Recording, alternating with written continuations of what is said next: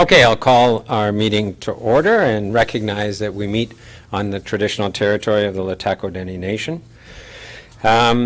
With respect to the agenda, the city manager's report, just some information relative to something that Councillor Rudenberg will bring forward from joint planning.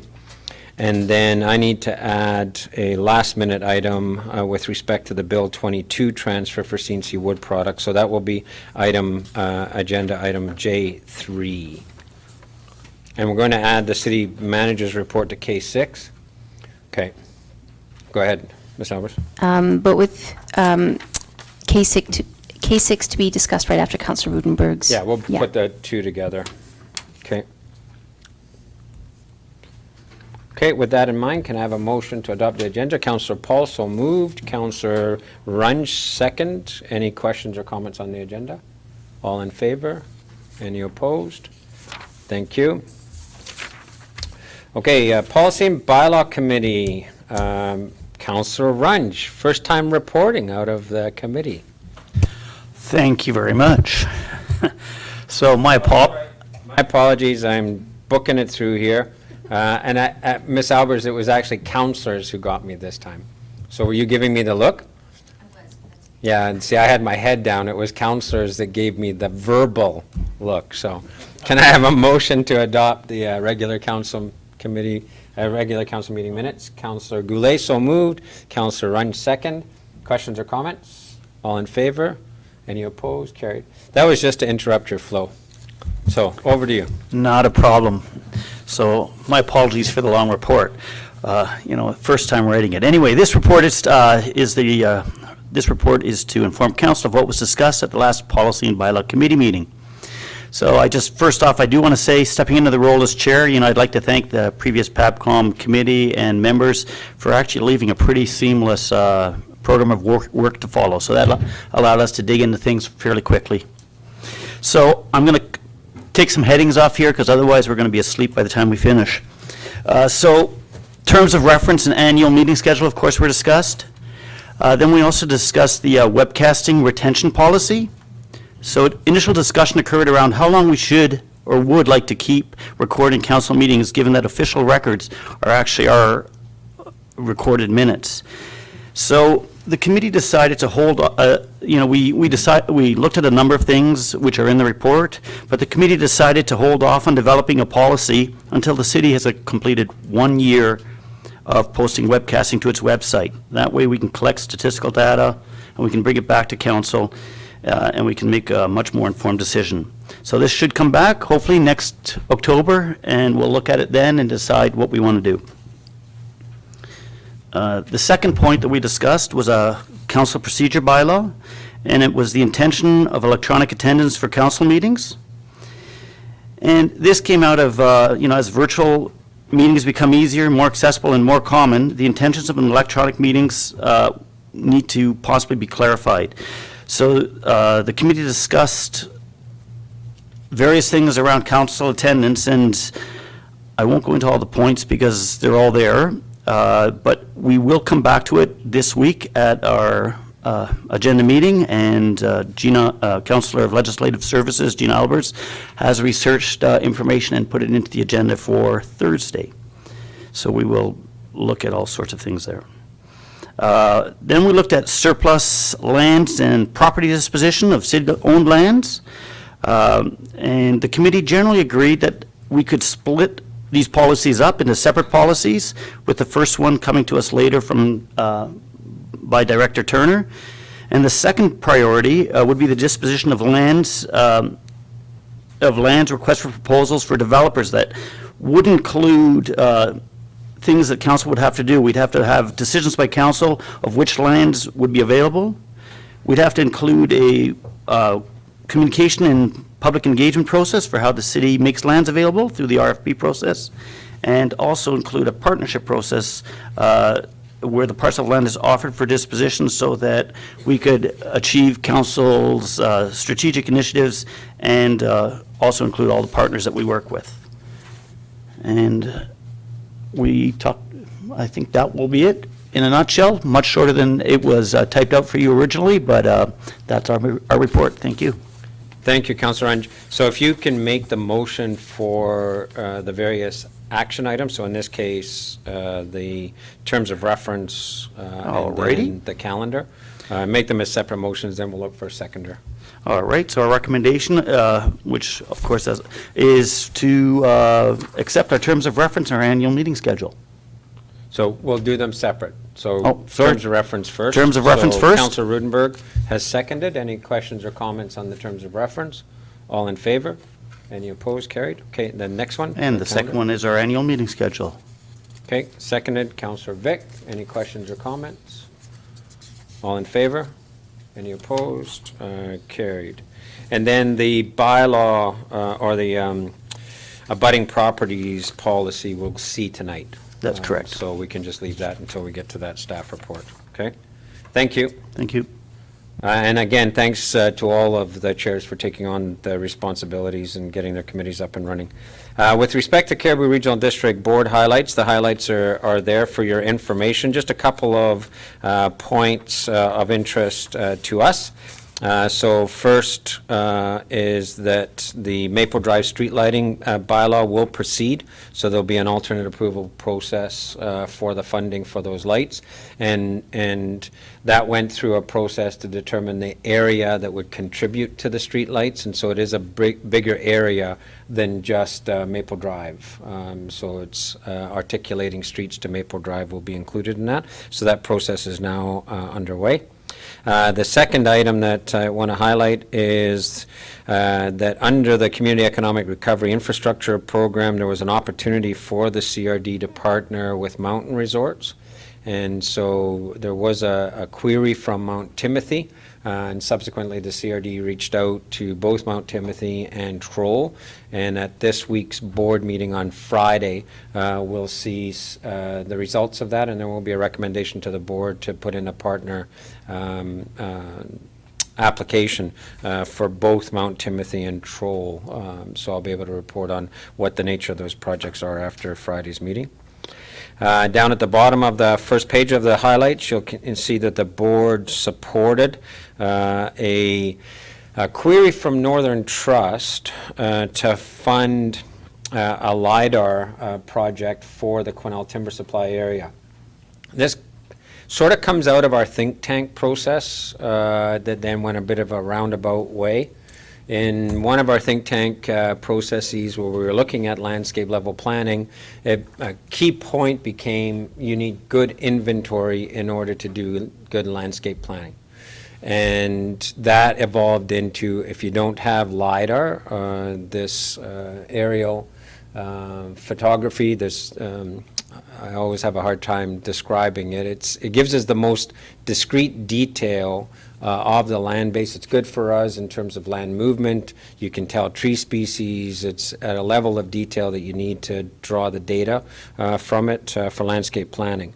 So I'd had a conversation with Northern Development Trust. They actually were thinking a while back about whether LiDAR was something that they could fund out of their mountain pine beetle fund. But there was an issue of, if they worked with the licensees on that, of whether or not it would be publicly available data or proprietary. So they have resolved that issue, that whatever comes out of this project would be publicly available data, and it would be for the entire Quesnel timber supply area. And so they looked at 2 timber supply areas that may be in a position to use this data, Mackenzie's and ours.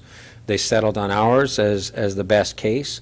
And so going to their board is a special project using mountain pine beetle funding to backstop and fill in any dollars that would be needed to do a full Quesnel timber supply area LiDAR project.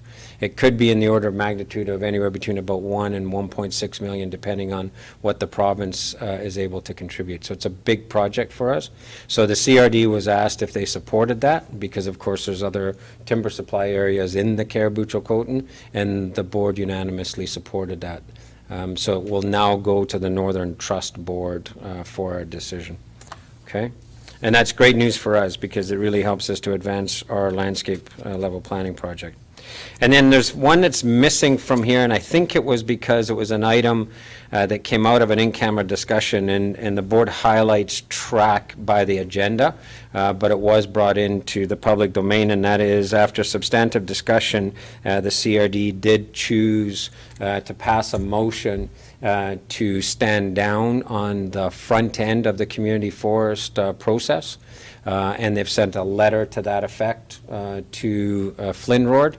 We're still trying to sort out what that means, because it's really a two-stage process. The first stage, Ministry of Forests manages, and that results in a formal letter of invitation to the parties that would actually be holding the license. And then the second stage, which is when other parties want to come back in, they wouldn't be dealing with the Ministry of Forest, they would be dealing with the formally constituted license holder, whatever the structure of that organization is. So we're trying to sort out, the CRD not being involved in the front end, but still able to be involved when the community forest is actually structured. So there's a little bit of tidy up to be done, but the board was very clear, they did not want to get in the way of us expediting moving this forward, getting to the point that we can get a non-replaceable forest license to fund the process, and making all the decisions that we have to make in order to get there. So that's good for us to be able to move forward, and we still have the opportunity for the Cariboo Regional District to be a partner later on in the process. Okay. Any other questions or comments on the CRD updates? Information only. Okay. So with that, then I have to keep talking here. Okay. I'm actually going to turn this over to Manager Robinson for a bit to give us the details, and then I'll speak to when I had a chance to meet with these folks. One of the things that we had hoped that building a Forestry Innovation Center would do would be to give entities that are doing research in the forest domain, natural resource domain, climate change in forests, give them a place that they could locate here in Quesnel, give them the resources they need, and a focus place for them to do their work. And we're getting there. We've got a couple of research projects underway already. We're in dialogue with the feds, but this one in particular was an interesting one, and I wonder if Manager Robinson, you can just give us some details on this group and who they were and what they did when they were here. Sure. So thank you, Mr. Mayor. So for 3 days last week, we hosted International Forestry Group from UBC. There were 12 students and 7 professors that spent time in Quesnel touring different small and medium enterprises and the wildfire scar from 2017. So we're hoping that the relationships we built with the researchers will lead to internships here for city and other partners. And we also partnered with 2 professors, one that specializes in small and medium enterprise sales and researchers that, and the other one in community forest collaboration. So we already have 2 people that have raised their hand up and asked basically when they can come back. And that will be sometime probably this winter. So yeah, it was a great trip. So I had an opportunity to kind of give them an overview of where we're at.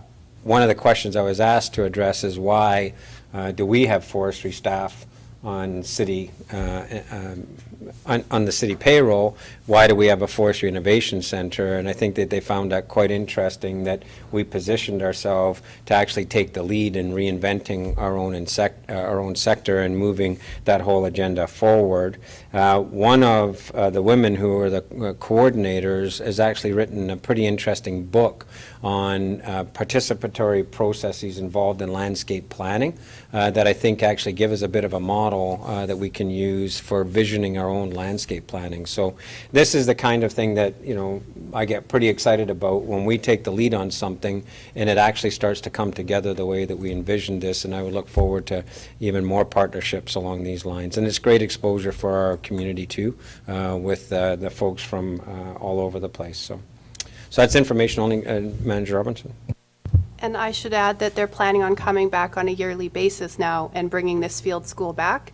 And in non-COVID circumstances, there'll be about 40 students.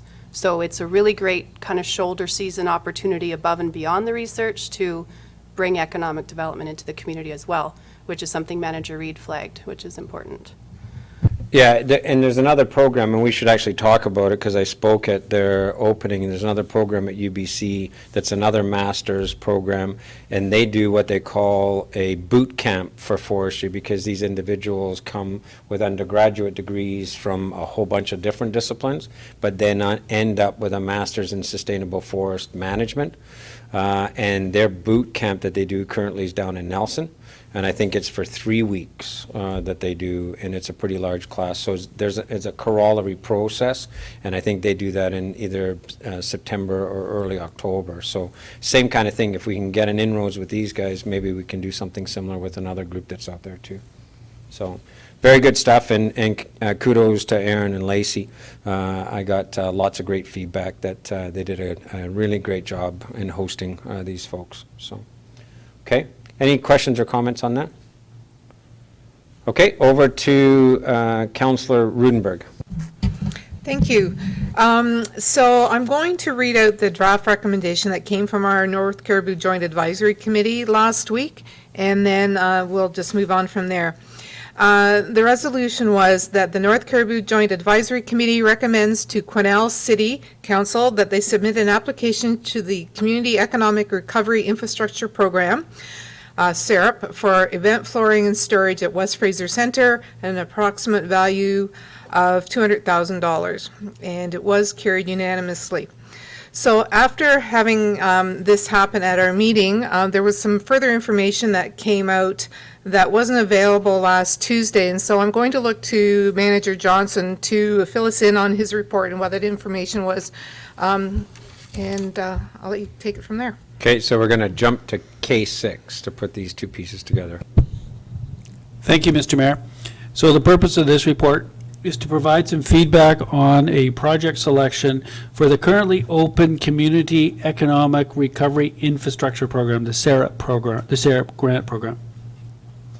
As reported by Councillor Rudenberg, the North Cariboo Joint Advisory Committee did recommend that the city apply for event flooring and storage of that flooring for the West Fraser Centre under the CERP program. As council will recall, that was a grant opportunity that at one point we had submitted into as part of a grant into NDIT, and that part was not funded. But so that was suggested by the North Cariboo Joint Advisory Committee as a recommendation to council that council would apply for that. However, staff does consider the bike park and Arts and Rec Center trails revitalization that was discussed at the same time to be a better choice. Now, we fully respect council's right to determine outcomes and to be the deciders, and we're not suggesting that that's not the case in this report. However, there were some concerns raised at the executive committee just recently, so ECOM requested that I bring the details to this meeting so council really has a bit more information about the relative benefits of these two projects. So again, bike park versus the event flooring. So by way of summary, the strength of application is the key point here. So our grant writer feels that both grants would be applicable under this program. That's why they were both brought forward onto the list. But while they're both applicable, the actual bike park grant, she feels, is quite a bit stronger of an application. It fits the criteria better. In particular, the bike park project creates immediate employment developing trails. And one of the focuses with the CERP grant is immediate employment. It's what they want to see. The event flooring project will have benefits, community economic development benefits in the long run, which will theoretically generate employment as well. But that is in the long run after community events are allowed again.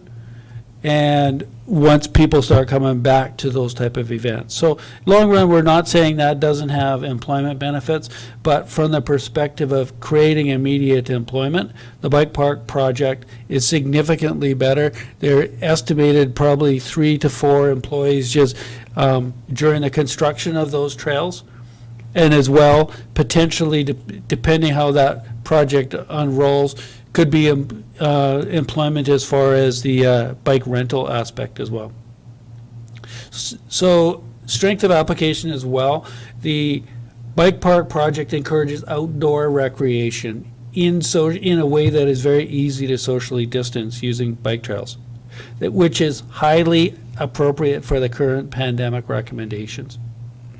The event floor, again, will only be used once the pandemic has passed, so clearly one will be of an immediate benefit. This grant program was designed to mitigate the effects of the pandemic, and of those 2 projects, only the bike park does that. Going on to strategic focus, sometimes the city will pursue extraordinary grant opportunities. We've done that in the past and got some pretty good grants. But that's not our norm. Our norm is that we would try to focus on strategic items based on our strategic planning that we do each year. So a current focus in our strategic plan is community trail development. And community development, there's 2 specific items in our strategic plan under both the community development section of that. 2.4 is community trails development, and then under economic development and transition, strategic action item 7.1.2 talks about trail marketing and development. So it's a really important key to our destination development aspect that we're doing. Finally, the bike park is also a new venue for our residents and visitors to use. It has the potential to increase its utilization by offering bike rentals as part of the package, and that's part of what I mean by the new part, is that the potential for rentals.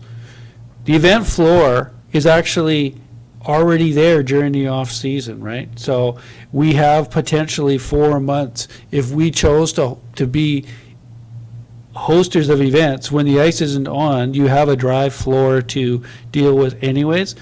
So if it's truly our objective, we can achieve our objectives and start to learn how to handle this process and become more expert at event hosting. We could focus on it during our existing time frame without first going and buying this floor. The Joint Advisory Committee provided a project recommendation to Council, which Council can choose to endorse or modify as it sees fit. And staff is recommending, for the reasons above, to pursue the Bike Park and Arts and Rec Center Trails Revitalization Project under the SAREP grant because it fits better with the grant parameters and our own strategic planning. If Council chooses to proceed with that, then staff will bring back a report to the October 27th Council meeting with more of the details, with the full costing, and to collect the necessary resolution of support for that. And as far as recommendation, that Council approves in principle the submission of the Bike Park Arts and Rec Center Trails project to the SAREP program and direct staff to bring the completed project details back to Council for ratification. So just for clarification for Council, all of the SAREP grants and a whole bunch of other grants are coming at the October 27th meeting. So tonight, it's just to say that yes, given the reconsideration and it's open for discussion, that the staff would continue to work on the bike park, because just for clarification, City Manager, the bike park was in progress prior to this decision being made. That's correct, because it's part of our planning stage, and I think staff were just waiting for that plan to be given to them to then put the SAREP grant together. Thank you, Mr. Mayor. That's exactly correct. The bike park is being worked on for a while, and it was, from a staff perspective, clearly the top priority project. Okay, thank you. Councillor Paul? Okay, for the bike park, seconder, Councillor Rudenberg. Any further questions or comment? Councillor Runge? Thank you. First off, my apologies for missing last week's joint planning meeting. I just double booked myself with a conference planning session at that time. I have a few questions because I agree with what staff is saying here, but I hate to get into this role where we've decided something with joint planning and somehow we're now reneging on something which is, so I just have to know, was there any discussion with joint planning with the team that just say, hey, this could come up? Because we talked about this with the gymnastics center, and I don't want to be the other flip side of the coin saying we fully endorse something and the next week we decide, no, we're not going to endorse it and go on to something else. So from a process perspective, I think it's a great question because we have to be crystal clear. Joint planning has made a recommendation. Council members were part of that recommendation. And if you read the resolution, it's just a recommendation for council to consider a grant application. It's not a, this is what you must do. And joint planning can't direct council in council applications. In the case of the gymnastics, council actually offered to the North Cariboo Rec function to be the lead proponent and believed that we had agreement to get that alignment that we needed to be the lead proponent, and then of course there was a disagreement or a misunderstanding of that decision. So in this case it's just a recommendation to council in its deliberations to make a determination as to the best grant application to put forward. Thank you. Thanks for that clarification. Then the second question that I have, and my apologies for being, I guess, a little naive here, is it possible to put 2 recommendations forward? Go ahead, City Manager. Thank you. And yes, it is possible. In fact, municipalities are allowed specifically to put 2 grants forward. So the other grant which is going forward under this program will be for the RV park that is being developed on the old Public Works site. Okay. You good with that, Councillor Runge? Okay. Councillor Paul? Yeah, thank you, Mr. Mayor. I made the motion, but I just want to echo what Councillor Runge said, and I'd like to suggest that as a courtesy that we, and I know that this report is available online, or it will be available online, but I'd like to ask if we could, as a courtesy, send this to the 4 Northern directors just to let them know what we're doing. Absolutely, and I think the city manager's already had dialogue, and there has been some dialogue around this potential shift of priorities. And I've got a couple of other speakers, but I'll speak to that because I think we can also advance this a little bit further, as well, the floor a little bit further. So I have Councillor Vic and Councillor Goulet and then myself. Thank you, Mr. Mayor. And I certainly appreciate the extra information that we received tonight, and that came at the request of ECOM because it's materially going to perhaps affect how we move forward with this grant. And I'm not going to rehash what my colleagues have said, but in the same vein is that relationship that we have with the Joint Planning Board or Committee, I really feel needs work. And it does cause me some angst that, again, a decision is somewhat that we've made is going to be changed, and I understand its process and it's a recommendation to council, but it still feels that we're at odds, and I really appreciate Councillor Paul's idea there that we should confer with our colleagues on the other side there that we had some materially different information which could affect our decision on this grant, because I really believe that relationship needs work, and it's regrettable that it seems that we're, again, at odds.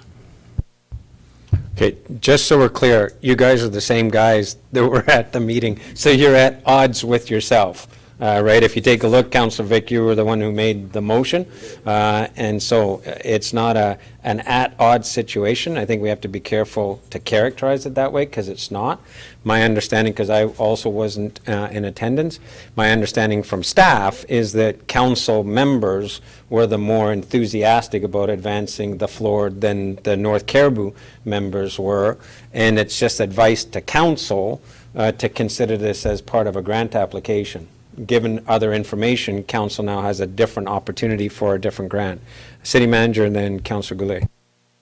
Thank you, Mr. Mayor. And in response to some of the concerns, I do believe that we need to do a bit of process work on how referrals are made between us and the regional district. And how those are made, particularly with grant suggestions, because we've had some issues, and clearly we could use some guidelines around it, which just would kind of, so everyone would be on the same page on that. And I think it would be pretty easy to draft up, and I think it could avoid any potential issues like this in the future.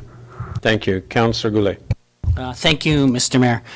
And thanks for that, Byron. Some guidelines would be nice, because when you're a new trustee and sitting at that table, you kind of listen to the debate and then make your decision based on that without fully having a guideline or a list in front of you.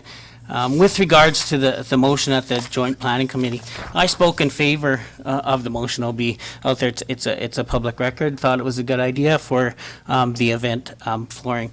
And I appreciate the information that we have and the new information, or the information regarding the bike park and what's happening with that and the project that's already in place. I echo some of the comments that were made by fellow councillors in regards to the relationship, and this was a unanimous motion. It was passed unanimous. It wasn't, it went around, we had a debate, and it was by the councillors that made that quite adamant that they were in favor of the flooring. I think the way it was presented, there could be some work there as well, because we were given options, right? We were given a list of options, and we were just doing our due diligence, trying to pick off which option we thought could be best for us and putting in for the grant.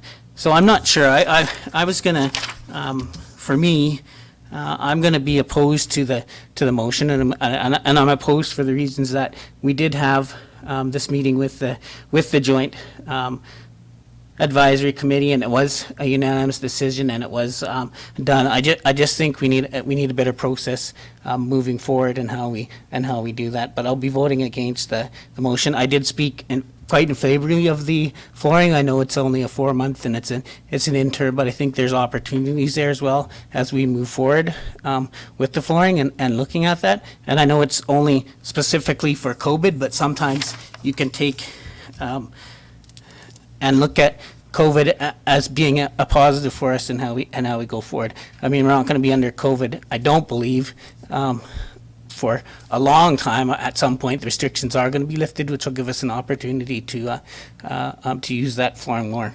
adamantly. And that was sort of my argument, is that looking at it now, it's not just a short term. I'm thinking long term for the city. So. Yeah, so just a couple of comments from me, and I get the angst. If we hadn't had the gymnastic situation, I'm not sure how much angst would be there. This is a process issue. It's not a us against them issue whatsoever. But it's also a process issue for council, notwithstanding the staff report came forward as a bit of a grab bag. The city manager and I have talked about that. That's really what the issue was. It shouldn't have come that way to that group. That group should not be a determiner of what city council does or what city staff do. And that's where the problem is. If you take a look at how the CRD operates, for example, and they're of a kind with us, they would not advance an application for a floor to this grant because the floor is actually not in the business plan for the North Cariboo Recreation function.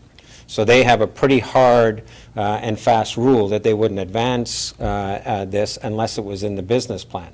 So as a council, if council is excited about getting a floor down, then we need to go to joint planning and we need to put it in the business plan because the Cariboo Regional District could have applied for this.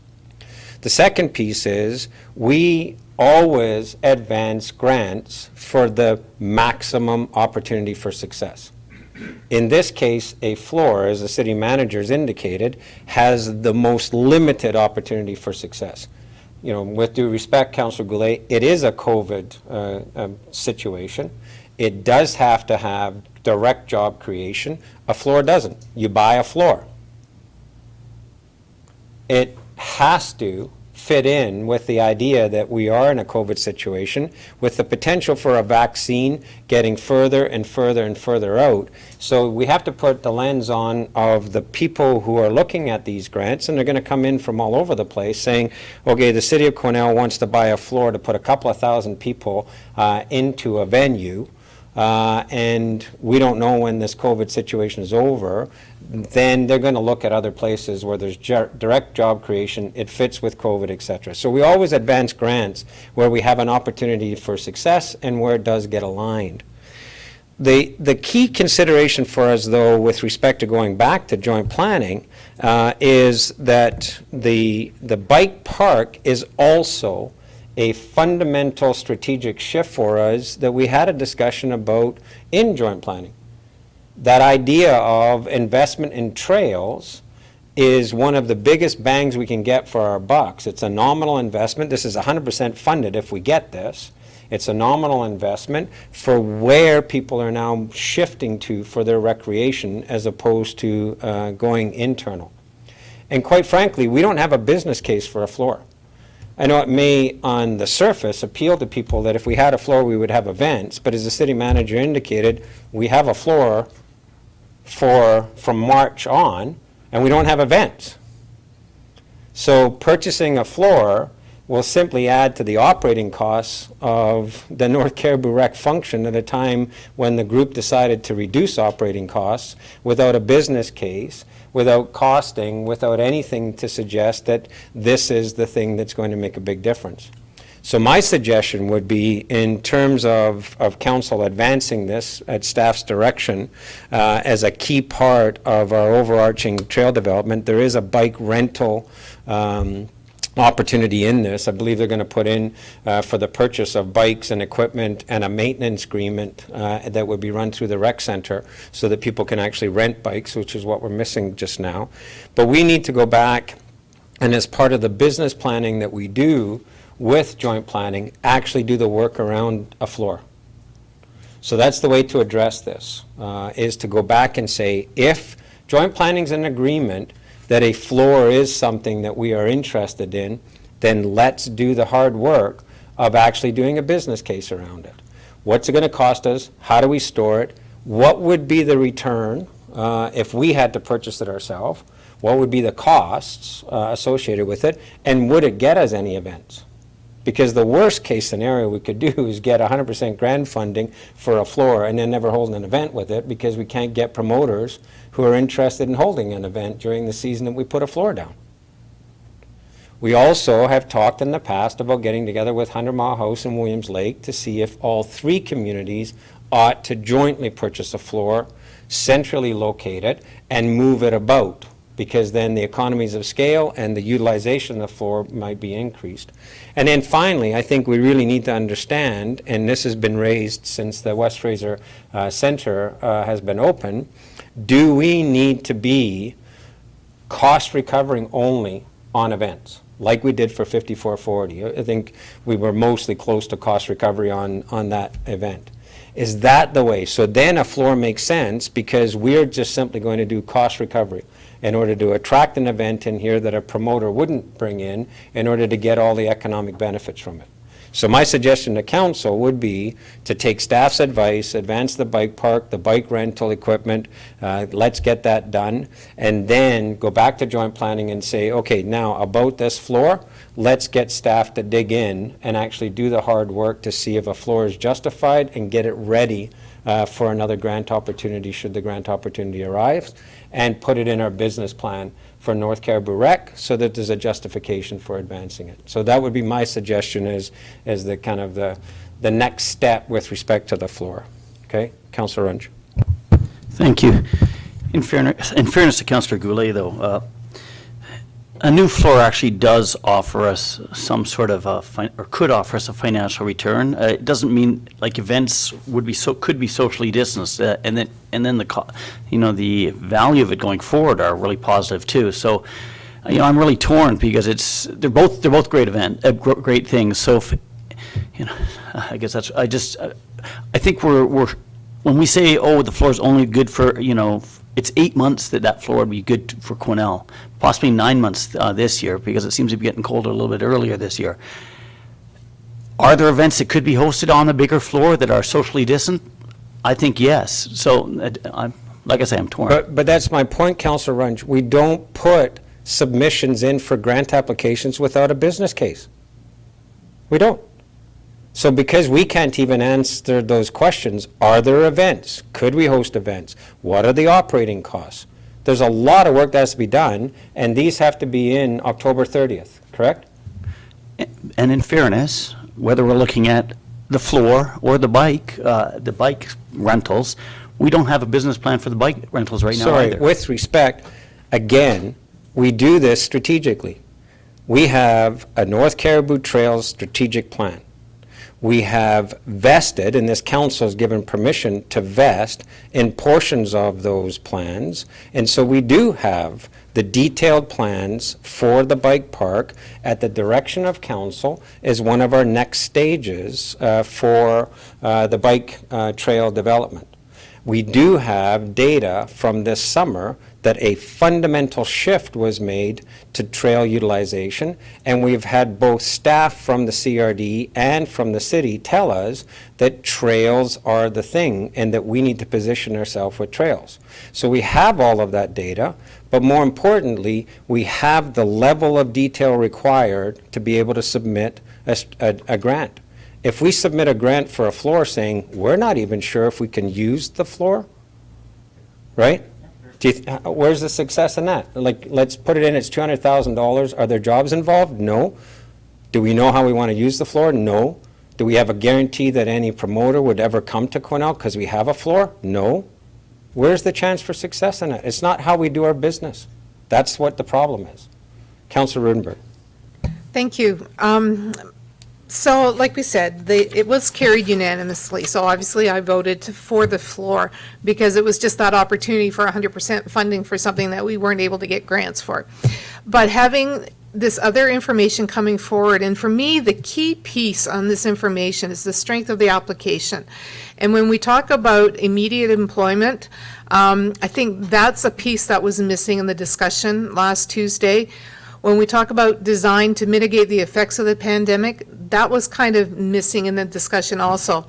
So, and then the other piece, around the business plan, that really strikes home when we look at, the costs that would come out of having the floor moving forward.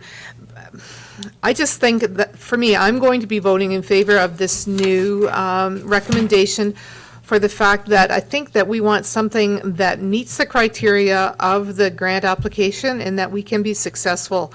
And the floor is not going to go away. And if, like the mayor has indicated, if we're really serious about it, I think that we do need to speak with our other colleagues in the Cariboo Regional District about what it would look like having a partnership with that, so that we can all make sure that we make the utmost use of the floor if and when it gets bought.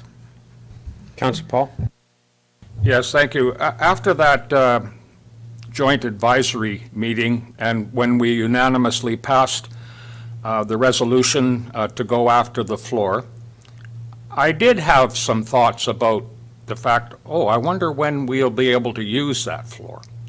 As COVID seems to be, now we're talking about a second wave, I see a big question mark on the horizon.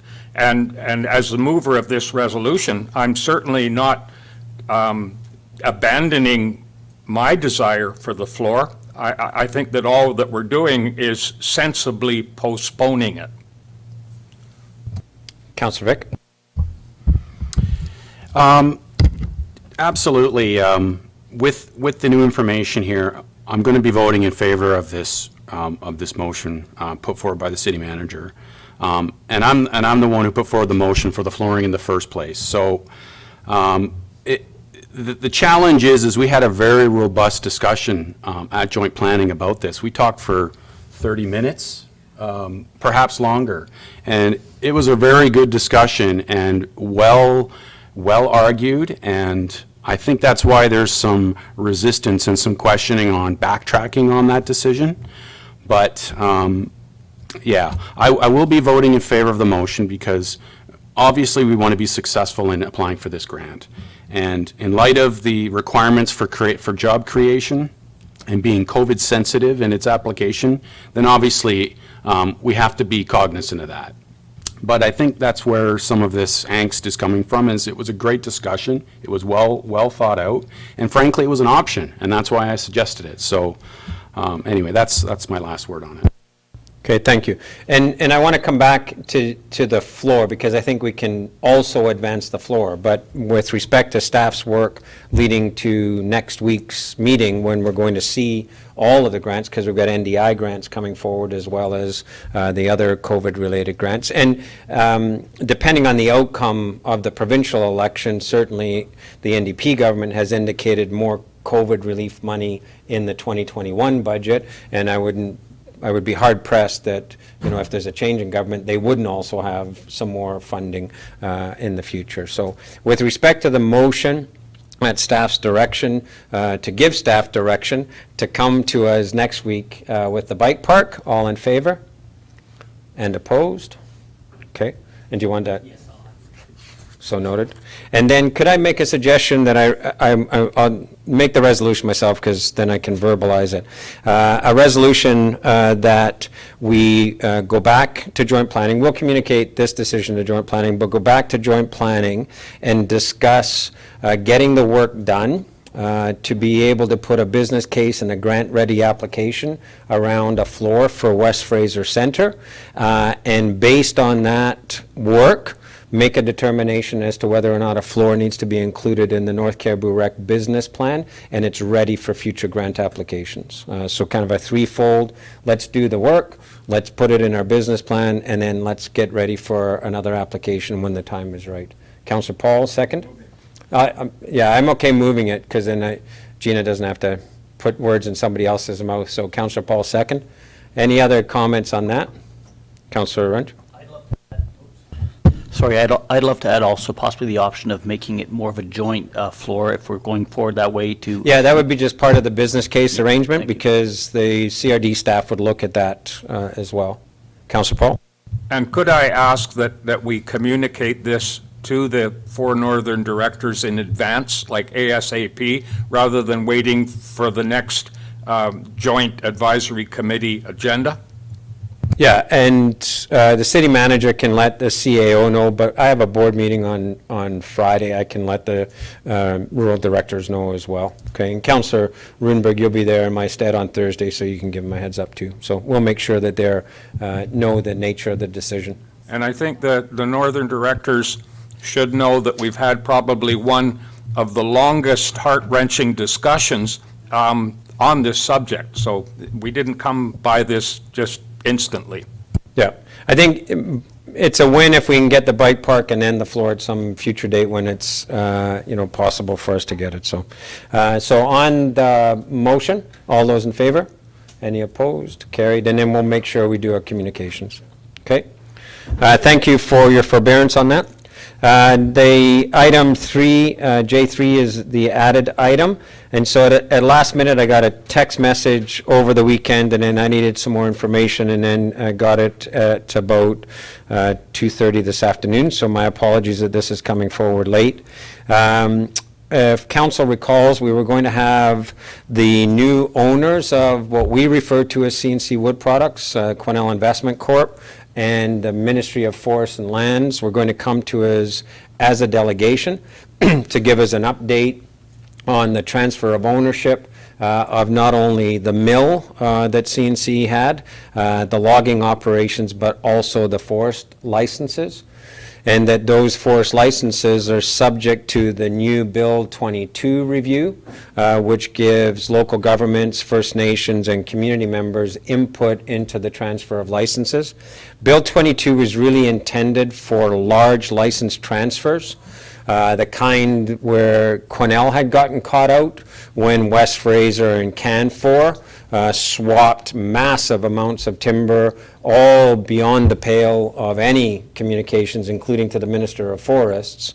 And then a mill was closed here, Canfor's mill here, and West Fraser's mill in Houston was closed. The license transfer was done. The ministry didn't even have any say in it whatsoever, never mind the community. So the NDP government introduced Bill 22 in order to prevent that. What they're realizing is they may have to tweak it because it also requires a review on nominal transfers like this. And unfortunately, I have the text message on my phone and I left my phone at home, but it is a nominal volume. It's under, I believe, 100,000 cubic meters. I can get the press the actual numbers. And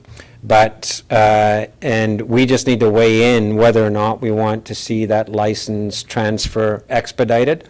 So the questions I've had for them that would make a difference for council is whether or not the license will be used and the volume will be used to feed the mill or to make the mill a viable operation through some kind of log for lumber sharing program. So I've been informed, and we would have had the presentation with all of the details, that the intention is to make sure that the largest share of that volume is to make sure that that mill stays open and to stay locally. There may be some timber sales associated with it, but there's details being worked out between the new owners and West Fraser on that. So it's my recommendation to council in order to expedite the review process that we would send a letter of support in order to make CNC Mills still a viable operation to support the license transfers to the new owners. Councillor Runge.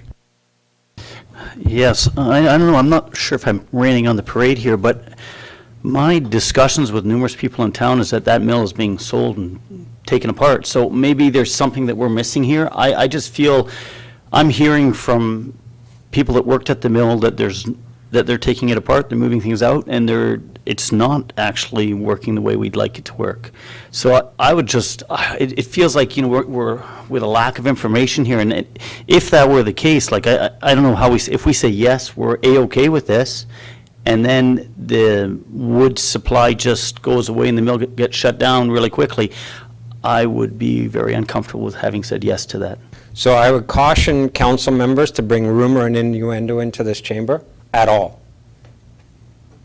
So please be very cautious about making statements like that in this chamber. So my apologies for that. Correct. And So let's just leave it at that. If you are uncomfortable as a council member because you don't have sufficient information, that's a different matter altogether. And if council wants to wait until after the election to get that information, that's council's purview. okay, thank you. So we can wait until we get the actual detailed information in order to weigh in on the Bill 22 review. I was asked, because there's a package going forward this week, whether or not council is comfortable advancing it. And I would say, Councillor Runge, I have similar questions about the nature of the new business model, and that's why we tried to get them in front of us, that would suggest that we still have information we need to get. But please, we should never bring, I talked to so-and-so in this room. Okay? So any other questions or comments on this? If we want to stand down and just wait until we get the presentation, we can do that. Councillor Rudenberg. So I'd like to make the motion to stand this down until such time we have all the information that we need. We don't need to make a motion at this point because I'm just bringing forward a suggestion. So it's a null motion. If we choose to do nothing with it, we choose to do nothing with it, right? Correct? We don't have to do a null motion, okay? Okay, so we will then get an expedited presentation, as we had intended to do, from the Ministry of Forests and from Quesnel Investment Corporation prior to weighing in on Bill 22. And I think that is the prudent approach for council to take in this matter, particularly since, there are some changes occurring in the mill, but it's for business reasons. Okay? And Mayor, this would be after the election, correct? Yeah, We would so want as them- immediately as we can after the election, once the government gets out of the interregnum, which technically is after October 24th, right? because the premier's still the premier and the government's still the government after the 24th. So let's see if we can get them in even as early as next week, if we can. We've only got the one Remembrance Day delegation, so that we don't hold up the Bill 22 process too long, okay? Okay, good, thank you. All right, moving on to staff reports, K1. Director Colvin, how do you want to spend money? The purpose of this report is to gain council approval to submit an application to the Investing in Canada Infrastructure Program for funding assistance to replace the Dragon Hill Reservoir. Of the 6 city reservoirs in use, the Dragon Hill Reservoir is in the poorest condition, due for replacement, which is also, and it's identified in the 5-year capital plan. This project meets the criteria to apply for funding through the Investing in Canada Infrastructure Program, British Columbia, Rural and Northern Communities Infrastructure Intake. The estimated cost of this project is based on preliminary design is $1.786 million, with a funding model of 50% federal, 40% provincial, and 10% municipal contribution. The recommendation is that Quesnel City Council approves of city staff to submit an application for grant funding for the Dragon Hill Reservoir Replacement Project through the Investing in Canada Infrastructure Program, British Columbia Rural and Northern Communities Infrastructure Intake, and that Quesnel City Council supports this project and commits to its share of the project, as well as cost overruns, with $178,600 of the city's portion of funds being drawn from the City of Quesnel Water Capital Fund Reserve. On the recommendation from staff, Councillor Runge, moving? Councillor Runge, are you moving? Okay, Councillor Vic, second. Questions or comments? Councillor Paul. Thank you. To staff, what is the life expectancy or the shelf life of a structure such as this? Yeah, back in 2013, we had a structural inspection. This reservoir was constructed in the early 1980s. We're finding with some of our concrete reservoirs, depending on the methodology of construction, they're having a shorter lifespan. But generally speaking, 30 to 50 years is the average lifespan of a concrete reservoir. Yeah, I had to ask the question because I remember when it was being built, and I didn't think that I'd been around here that long.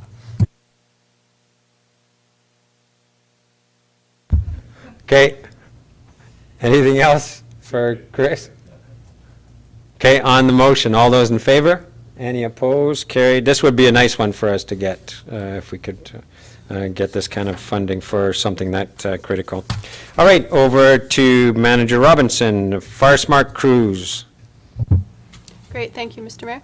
So the purpose of this report is being submitted to request direction from council on the city taking over the Fire Smart on private property, formerly ran by the United Way, crew work that operated in 2018 and 2019 and was canceled in our community due to COVID in 2020. So a summary, working with the United Way's former project manager, project supervisor, and crew bosses, the city staff hope to duplicate this program in the 2021 field season. The program will be funded by the JCP, or Jobs Creation Program, through the Ministry of Social Development and Poverty Reduction. The items that require council's approval are, number 1, hiring a project manager. This would be a part-time, short-term staff position at 0.25 FTE. The item that staff need to look further in is the potential increase to liability and work-safe coverage. However, these are expected to be minimal, and we are looking into this. So on to the recommendation. That City Council, subject to the satisfaction with WorkSafe BC and liability issues, supports the fire smarting on private property through the Jobs Creation Program, including the creation of a 0.25 FTE for the project manager. Thank you. Okay, on the recommendation, Councillor Vic, so moved. Can I have a seconder? No seconder. Councillor Goulet, questions or comments? Councillor Paul. Yes, thank you. I'm in support of this, but I'd like to know if this pertains only to properties within the city, or is it in the entire interface area? Yeah, that's a great question. So the intention would be anywhere our community wildfire protection plan boundary covers. Okay, and I think it's key for council to remember a large proportion of the land base needing treatment in Quesnel's and fringe area community welfare protection plan is private lands. So if we can't advance the private land treatments, you know, some of the crown land work that we're doing, which is pretty significant, could be for naught. And so having a program like this continue is very important to us achieving our objectives. Okay. Further questions or comments on the recommendation? All those in favor? Any opposed? Carried. Thank you.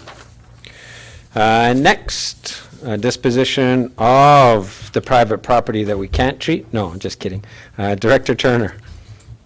Or after treated, perhaps. Yeah. Thank you, Mayor. The policies to guide decisions on property disposition processes were requested from council and are being drafted and reviewed through the Policy and Bylaw Committee, as mentioned by Councillor Runge. The Policy and Bylaw Committee did agree, as also mentioned by Councillor Runge, that these policies will be developed for each different set of lands. The disposition of surplus lands to abutting properties for one. Secondly, disposition of lands for strategic initiatives via request for proposal. And third, disposition of some surplus parklands. The first of these bylaws was reviewed by the committee and is the subject of this report. So the policy is drafted to guide considerations of lands that are surplus properties with no strategic value to the city. This would include properties which do not have development potential due to size, geometry, or other land conditions. The most practical use for these lands would be to have them consolidated with an abutting parcel to limit future use as well as to avoid maintenance costs for the city. Last year, the city sold one such property along Abbott Drive and have had a request to dispose of another along Baker Drive. This policy will allow staff to review each parcel to confirm no city interest and negotiate with an interested abutting property owner the purchase of an abutting property under the condition, in most cases, that it will be amalgamated with the property. The policy is attached for council's review. Do you want me to go through it specifically, or are we good with, are there any questions from council? How would you No. like me to deal with that? Yeah, council should have read the policy over, and there was a substantive dialogue at PAPCOM, so I would just field any questions on this. Questions or comments from council? Okay, Councillor Runge? Just a quick question and I'm not sure if it's actually, Director Turner, if it's you that answers this question. As we get rid of these lands and we start to see, because we get rid of lands that we've had to maintain, do we have any kind of table where we're keeping actually our cost savings from it? Because there are future cost savings. Do we track that? I'm not sure if this goes to Carrie or to Tanya. Yeah, it's beyond the scope of this discussion. So it's part of the review that we will be doing for all of our lands, et cetera. So the question of, in this case, this is just the sort of the front end policy. All the strategic work around the disposition of lands, potentially looking at making lands available for housing development, et cetera, that work is still going to be ongoing, and we can easily track some of the cost efficiency for us of mowing lands that are just sitting vacant, for example. Director Turner? Thank you, Mayor. And I think that's a good point, Councillor Runge. And when we bring each one to council, because each one does have to come to council, that'll be something we'll specifically try and mention. Sure. Yeah, but we are working at a more strategic level that we can do some of that work in advance. Councillor Vic? I don't think I'm re-asking the question, but do we have a rough inventory of prime lands that So would be again, I need to caution council, because we're having those conversations, right? And those conversations, when it comes to land, when it comes to legal, when it comes to labor, there's a lot of work that has to be done in camera prior to us doing this. This has to be put in front of the public, because there are some cases where the public initiates asking, can I have this piece of property that abuts my property, and staff need to be able to deal with those queries. We're doing the work to try and figure out how we can enable housing and other things. That has to remain the work that we're doing until we're ready to come to the public with it, okay? Councillor Runge. Yeah, just a tiny bit of clarification. It wasn't about not saying, it was just an add-on, and maybe, I'm sorry about bringing it up. I just wanted, I'm all for this policy. Thank you. Yeah. So again, all the other work that we're doing in this domain is still going on, okay? All right, on the policy itself, Again, this is just giving staff the ability to engage in the conversations that will need to be engaged in. As Director Turner indicated, any piece of property that's a subject to this policy will end up as a discrete discussion in front of council. Okay? All right, on the recommendation. Did I get a motion? Not yet. Okay, Councillor Runge, so moved. Councillor Rudenberg, second. Any further questions or comments? On the policy adoption then? All in favor? Any opposed? Carried. Okay. And you're going to see lots more about land and housing and all kinds of things coming in the coming months. All right. Next report back to Manager Robinson. Okay, so the title of this report, CWPP Controlled Burning for Fuel Abatement. The purpose of this report is to bring to attention of council the controlled burning that is required as part of our Community Wildfire Protection Plan. The Forestry Initiatives Program is seeking approval from council for burning of fiber that cannot be utilized for commercial purposes within city limits. Burning residual fiber on our fuel management projects is an important component to remove fuel buildup to protect the values in our community. For this reason, a component of open burning must be allowed within city limits. And just to point out, this is concurrence with the fire chief that's working with us on this. The recommendation that City Council supports the burning associated with the Forestry Initiatives Program's advancement of the Community Wildfire Protection Plan, providing the burning meets provincial regulations. And for clarity, because I'm being presumptive of one of the questions, the burning regulations takes into consideration venting, correct? That's correct. Yeah, so that the biggest issue that you'll get is the venting windows, and they're pretty tight on the venting windows, is you look for a window where the smoke should be going straight up. And so that's part of the provincial regulations we would have to adhere to, would be the venting. Okay, so on the recommendation, Councillor Vic, so moved. Councillor Goulet, second. Questions or comments? Councillor Vic? Thank you, Mr. Mayor. And I'm sure this is covered in the phrase commercial purposes, but it assumes that commercial purposes includes the sale or the collection for hog fuel. It's not appropriate in even that case for our local mills. Yeah, that's correct. So fiber utilization is the first goal. We do that whenever possible, but sometimes we end up with just little branches, fine green things. It's on a hilly slope. You can't get it out. You need to burn it. There's no commercial value to the stuff we're burning. Okay. Any other questions or comments? Okay. Just for council's edification, one of the things that our forestry staff, I would argue, is doing is leading the way on full utilization and demonstrating to even West Fraser how to do full utilization, pulp logs, small logs, reman logs, whatever.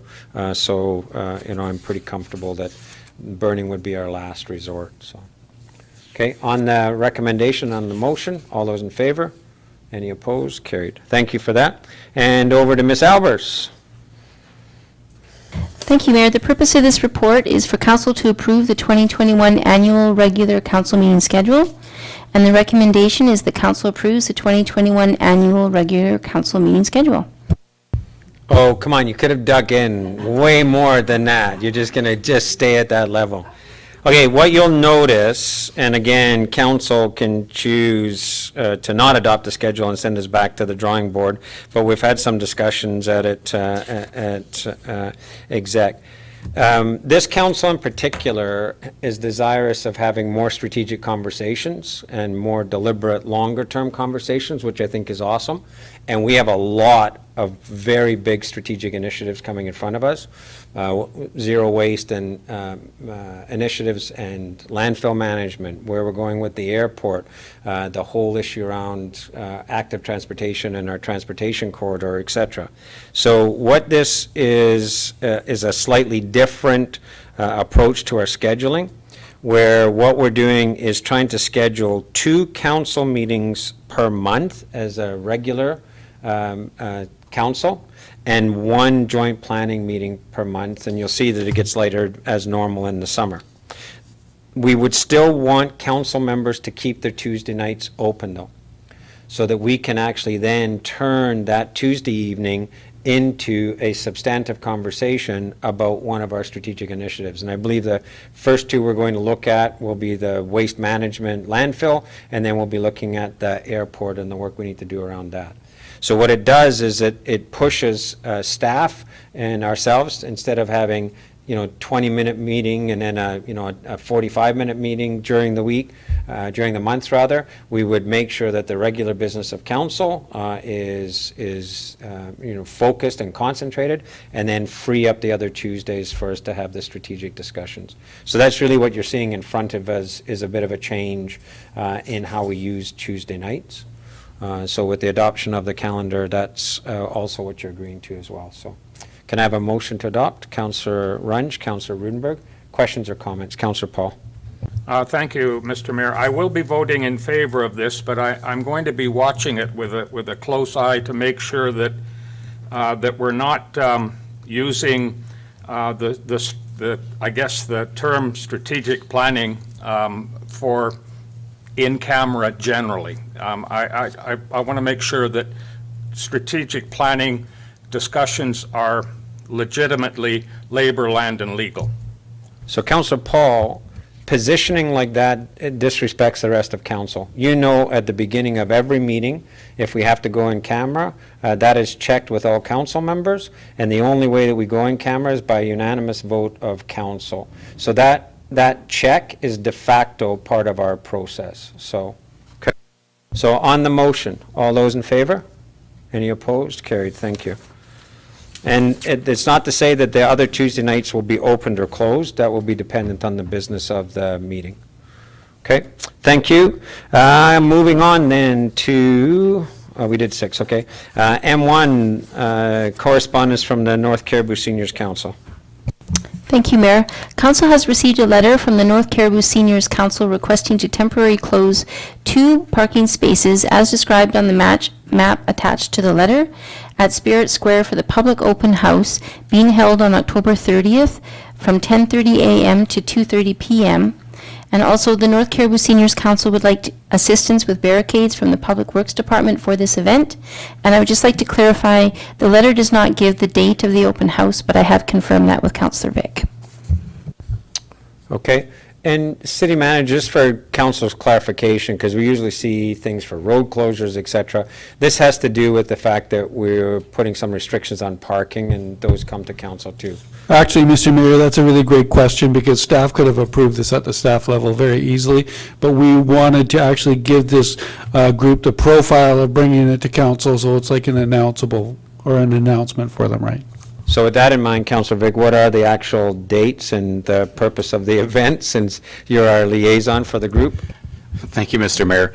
So as Ms. Albers indicated, on October 30th, we're going to, the NCSC will set up a tent so we can be outdoors and respect some of the issues we're having with COVID and distancing.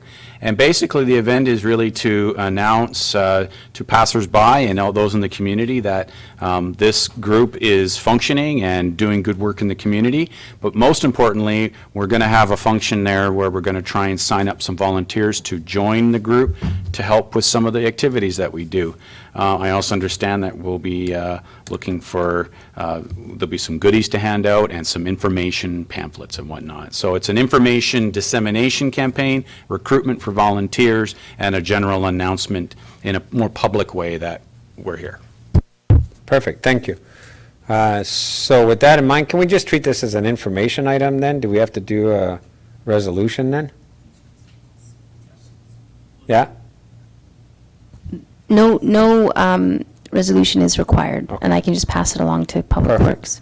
You can pass that along that we said, way to go, let's do it. Okay, the next one, though, will require a resolution. So just for council members, you can see the note from our Economic Development Officer with respect to a query from Estella First Nation, the Alexandria Band, about putting an application in for an abattoir somewhere down Highway 97 on their property. And so if you're familiar with their property, it's in the kind of Alexandria down to Marguerite Ferry area on the Highway 97 side, and of course a substantive portion on the West Fraser Road side as well. The only piece noted from our Economic Development Officer on this is that we are putting the grant that we approved tonight into this for our well.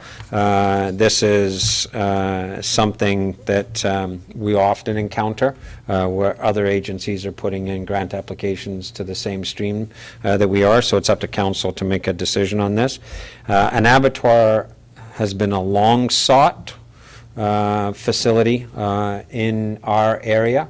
And to have a First Nations take it on, do the business case, and put it in, and to have it in our area would be part of what we're trying to do with our whole food security, food innovation hub, et cetera. So what's the will of council on the request to provide a letter of support? Councillor Paul, to provide support, moving. Second, Councillor Runge. Any further questions or comments? All those in favor? Any opposed? Carried. And given time sensitivity on this, Ms. Alberjo, make sure that we do get them an appropriate drafted letter for the grant application. It's already in the works, Mayor. Oh, that's a little presumptive. Oh, we'll have to have a talk about that. Okay. With respect to changes to upcoming meeting schedule, you've approved the schedule tonight. Changes to committee appointments, none. Announcements, future events. We've already had one announcement tonight by way of a letter. Any other announcements or future events? Councillor Goulet. Thank you, Mr. Mayor. And this morning, we were honored to be at the QGS with the sod turning and the official getting underway of the project. The mayor was there, several CRD, and it was a great event, and just that we're breaking ground and we're going to be starting the new QGS. So very exciting for our community and very exciting for the kids as we move forward. Yeah, it's awesome, and I had a good conversation with the major contractors, and so we'll connect them into our economic development department. I did get in trouble because I got a little bit too close. I wasn't socially distanced from the principal, but small town, you get to know people well. Anyway, any other future events or announcements? Okay, seeing none, gallery questions. Seeing none, I invite a motion to adjourn. Councillor Runge, so moved. Councillor Goulet, second. All in favor? Any opposed? Carried. Thanks, everybody. And